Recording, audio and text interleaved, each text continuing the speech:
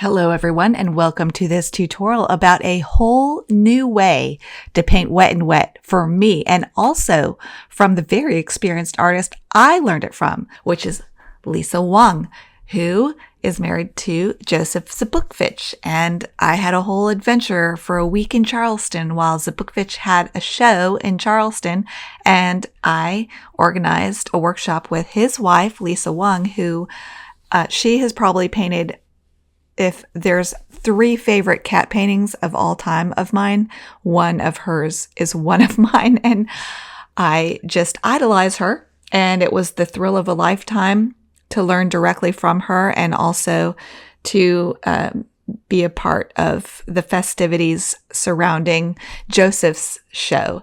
So anyway, this is an abridged version of a full-length real-time tutorial that I'm adding to my library of over 200 tutorials that are real time, sometimes slowed down time for my super highly edited tutorials for beginners.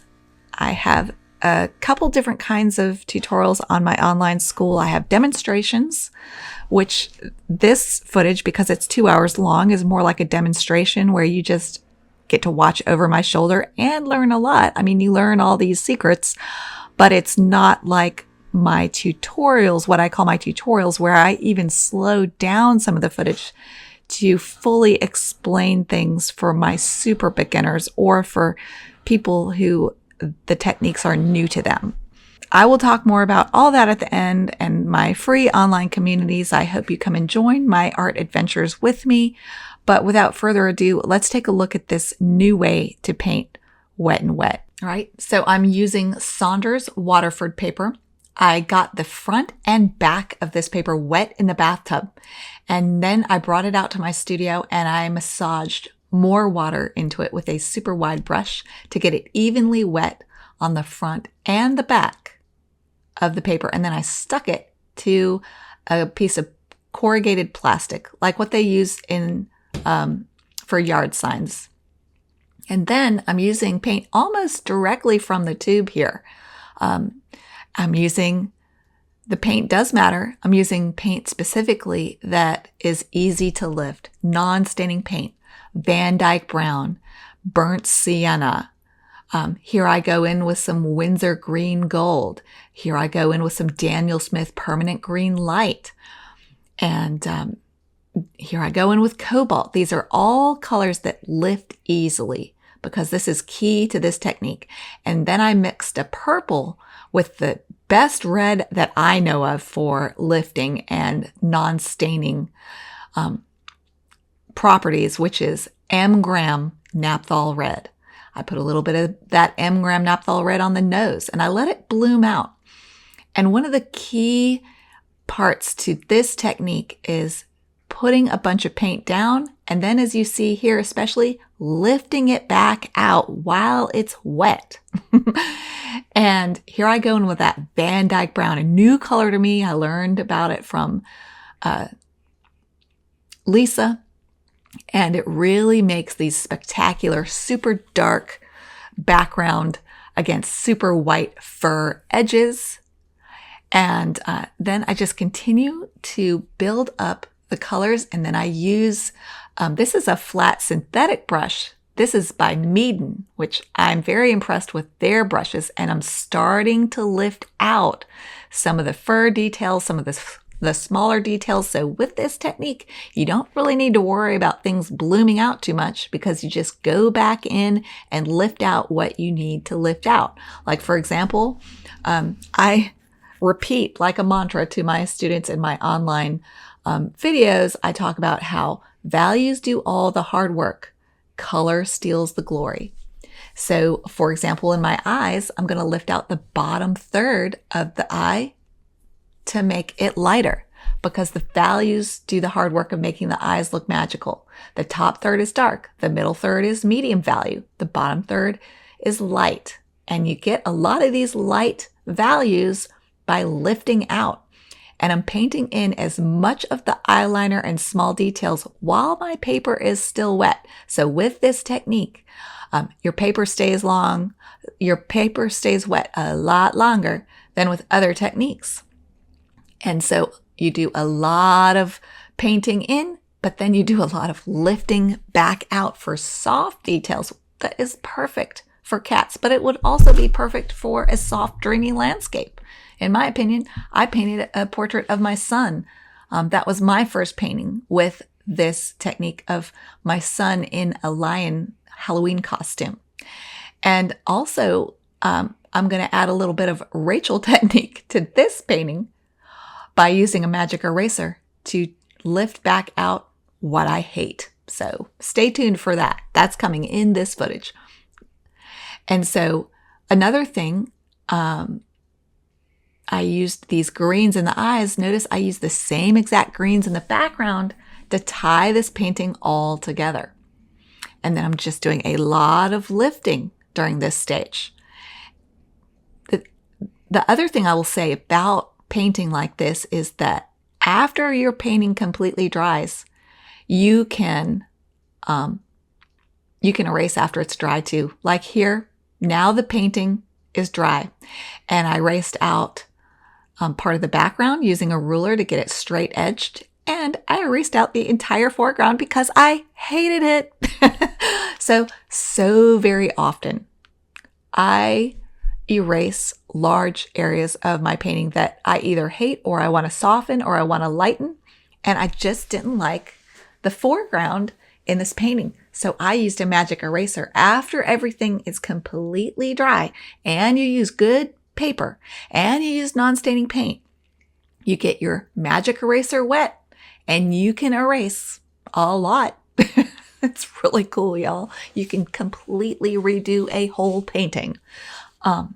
But here is just the second stage, the middle stage, where I'm fine-tuning my painting, balancing out the values, because remember, values are doing all the hard work in this painting. Like the chest area is super white against super dark. That work is being done by the values, the lights, mediums, and darks. The light behind the cat is making the darks in the cat's head pop and really bring the viewer's attention to the cat's face and chest area. And here I'm putting in more Van Dyke brown. So I re-wet large areas of my painting so I could go in with a second treatment of wet and wet painting. So after your painting dries, and I showed this footage in my painting of Parker in his lion costume, where I painted lots of details even in his face. It was half done. I ran the whole thing under the bathwater again to give myself a second day of painting wet and wet on that painting. So when you use good paper, you can re-wet the entire thing. And it will just serve to soften what you have. And you can repaint in whatever, if anything gets washed away or too soft, you can just repaint it back in. It's not a big deal. So as you can see, I'm using my, that saying that the values do all the hard work in the eyes.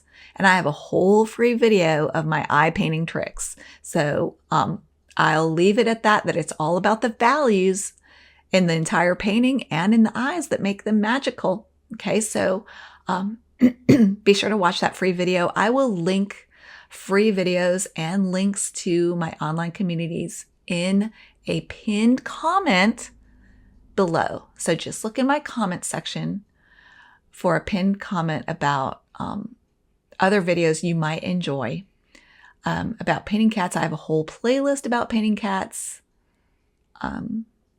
And here is where I often call it the ugly stage. And this is the make or break stage of the painting process that so many people don't watch. They tune out or they give up on their painting too soon at this stage when it looks like there is no hope.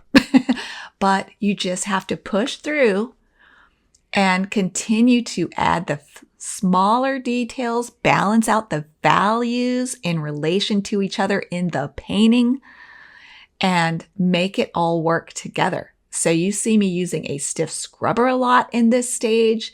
You'll see me using white gouache, sometimes even a white gel pen, sometimes a magic eraser. I like to put in pops of hot color. There's warm color, there's cool color, there's also hot color, like hot pink. I think this is Rose Madder Genuine or Permanent.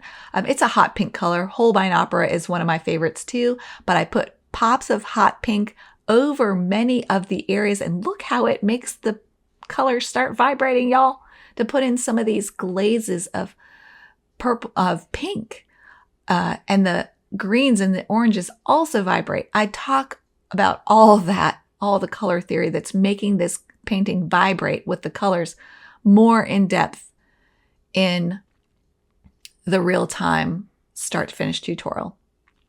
But you can paint glaze over glaze over glaze, letting your painting dry in between glazes to build up complex color that then vibrates and sings. I just read the whole book, How to Make Color Sing. I highly recommend it. And I will explain a lot of that in my real-time tutorial of this cat. But what I wanted to show you guys is how you can paint such a dreamy, beautiful painting, wet and wet, using this new technique. But anyway, here I am just using a soft, this is called an angled shader, but I use it as a scrubber. I have a whole video about scrubbers, going in and softening up edges, refining edges, reshaping edges, erasing out some areas. Like this ear got away from me. It's probably my least favorite part of the painting is that ear. But look, if I wouldn't have said anything, you wouldn't even notice because those eyes are drawing you in. And I used color theory. I used not the perfect complement of green, which is red. I used hot pink in this painting that is vibrating with those green eyes. So I did that for a reason. The hot pink is a version of red that's the perfect complement of the green in the eyes, that's vibrating with the eyes, and also the values in the eye and in the painting. Notice where I left the whites behind the cat's face. And now I'm just using a 0 round to add in details. Sorry about the lighting here. I just was so excited about this painting. I finished it off with some white gouache. You can also use white pan pastel. Look, I'm not trying to hide any secrets from you guys. You could use masking to save the whiskers, or you can just use white gouache with a rigger. You can use white gel pen if it's not going in a show for the whiskers. You don't have to make it hard, y'all. And then as a homage to John Lovett, he has also sells tutorials, y'all. So highly recommend his tutorials, and he does amazing painting trips in Europe. He's amazing. I've learned so much from him. But anyway, I hope you enjoyed this tutorial. And now I'm going to let Rachel from a few weeks ago explain my online school, and check out my pinned comment for more goodies. And here's Rachel from a few weeks ago. I'd like to tell you a little bit about my online school, my paid offerings, which is Patreon. Patreon is a website where a lot of different artists are hosted, and it's set up for artists, by artists, to give artists an opportunity for income that doesn't go like this. So the way that it works for you is if you subscribe to me, you pay a monthly fee, and in exchange you get unlimited access to a library of over 200 tutorials now. There's advanced, there's intermediate, there's beginner, there's lots of animals. For me, I focus on loose, dreamy, impressionistic animals, but I do have some landscapes. I do have some portraits. Going into 2026, I'm going to simplify my Patreon, and it is never a better time to join than now, because my prices will go up to reflect my larger library, my improved teaching skills, and my improved painting skills. So every year in January, my prices go up. But If you join in 2025, you lock in those prices and your price will not go up. You will not lose access to anything. In fact, the way that I'm doing it this year, because I'm so appreciative of everything that Patreon and my online school has made possible for me, I am going to make it so that if you join in 2025, you actually gain more access than you had in 2025. You have more access to more tutorials in 2026. So if you join at my $9 level, you're going to get new access to $13 tutorials. And if you're a $13 member, you're going to get new access to $30 tutorials. And if you're a $30 member and you've been with me if you pay for a year, I am going to offer you your choice of an original. I have many originals available, and I'm also lowering the price to be a $30 member tier student of mine, because 2025 was a great year for me and I feel appreciative, so I want to give back and show my appreciation to those of you in my online school. So join in 2025 before my prices go up, so that you lock them in. So when the new prices go into effect, you'll have more access for a lower price. And as long as you stay subscribed, your price will not go up. And in fact, the only way your price would go up is if you unsubscribe and come back. Then you will have to resubscribe at the higher prices. The lower prices will no longer be available. So that's a little bit about how my Patreon works. If you have more questions, be sure to go on my chat section on Patreon and ask questions, or on my Facebook group, you're welcome to ask questions. And if you're not ready to become a paid member, you can join my Patreon for free to kind of kick the tires and stay in touch with everything that I'm doing. Get updates. For example, I've got a cruise planned for 2027 in the summer to Alaska with 3 watercolor instructors, one being me, and the other being Dean Krauser, and the third is my very talented friend Barbie Mathis, who's going to teach a beginner level tutorial on that cruise. So we'll be painting at days at sea, and then for the days that we're in port, we'll be going our separate ways and doing fun things. So it's definitely a good idea for you to bring your partner or a friend who's not painting. They are welcome, and I encourage you to have your friends and family come too and book more cabins, because the more cabins y'all book, the better I can compensate my artists that are coming with me on the cruise. So thank you so much for participating in my fun things and joining for free and my online school. And I really appreciate you all. And until next time, go watercolor your world. Bye, everybody.